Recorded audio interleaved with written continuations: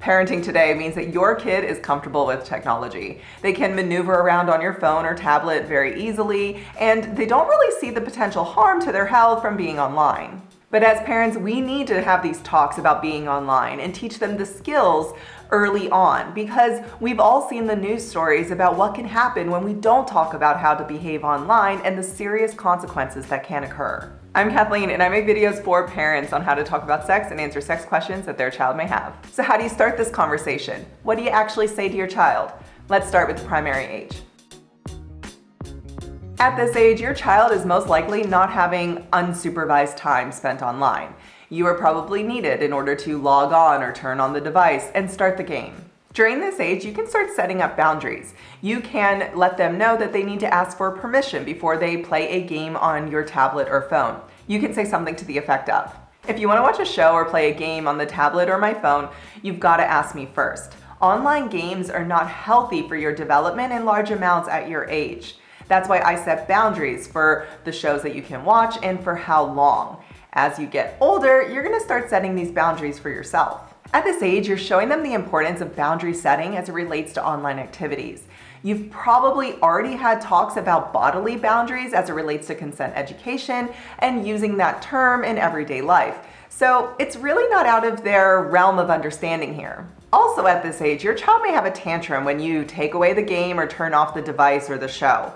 It's a great opportunity for you to explain how technology can influence how we feel and urge us to continue using it. Now, you can't actually have a conversation about this while they're in the middle of a tantrum. So once they've calmed down, you can say something to the effect of, "Your behavior when it was time to turn off the device was unacceptable. You had a physical reaction to the technology that made you extremely upset when it was time to stop using it. This is why boundaries are in place, because I don't want you to feel upset, irritable, or frustrated when it's time to disengage from the technology. Watching and playing online is meant to be enjoyable, and if it makes you upset, then it's unhealthy for your body." By saying these simple statements now with your primary age child, you're laying a foundation that will be able to expand on these topics about online safety as they get into the intermediate age. My child's 6 years old, and I've regularly said these things to her since she was about 3. As she has gotten older, she has questioned me on these boundaries.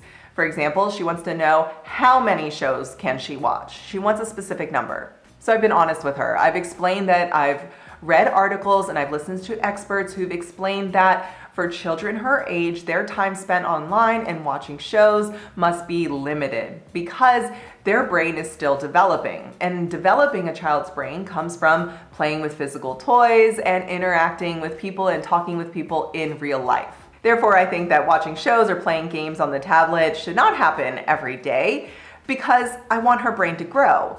And she agreed with me, yet she still asks to watch shows, but the frustration, the tantrums, and the arguments are no longer a part of her disappointment. On one occasion, she and her little sister were watching a show, and when the show ended, she clicked out of the app and turned it off. I didn't even have to say anything.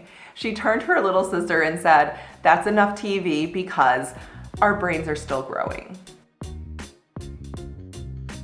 The intermediate age is such a crucial time. It's truly where I believe parents can make a huge impact when it comes to the sex talks with their kids. At the intermediate age, you are showing them tangible skills and how to develop their critical thinking abilities. They're becoming more savvy with technology, and they're also learning how to read and write, and they're going to apply this new ability to the devices around them.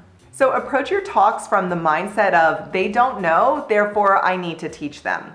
You can say something to the effect of, "Playing games and watching shows online can be a lot of fun, and now you're even starting to learn how to find information from online sources as well as books. Not everything online is good or designed to be positive. There are some things online that can actually cause harm. Do you know what a scam is? A scam is something where someone or maybe a website or app promises you one thing, but then either doesn't give it to you at all or gives you something inferior, or they try to get you to give them something. For example, some websites have pop-ups that tell me for just $5, I can get a brand new car. Do you think that's legitimate or a scam? Now, this is just the start to having conversations with your intermediate age child about why they can't believe everything that they see on the internet. But it's a solid start to discussing inappropriate behavior, talking about scams, messages from friends that only have a link, what hacking is, why passwords and passcodes are on devices, what free means, what free with in-app purchase means, people online versus strangers, persons requesting your help, and identifying inappropriate behavior online. And while you're having these talks, remind yourself that your child will not remember.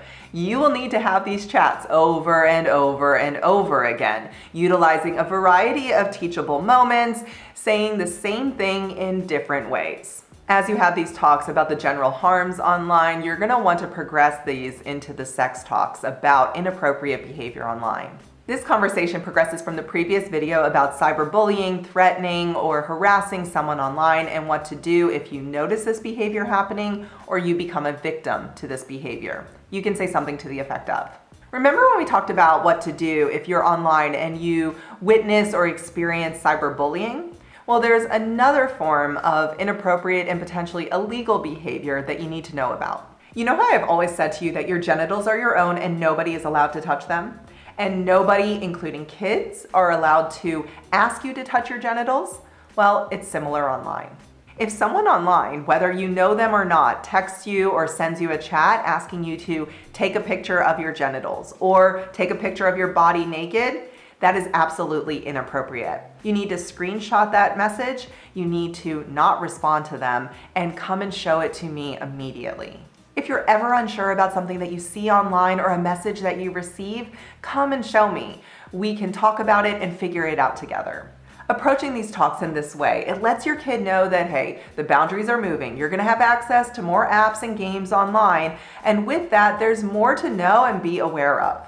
And in the end, parents, our kids are gonna go online and experience it all, whether we talk to them or not. Now, I know what some of you are thinking. You're thinking, hey, Kathleen, I've got parental controls in place. They're on all the devices. I can wait a little bit and have these talks later on, like in the middle school age.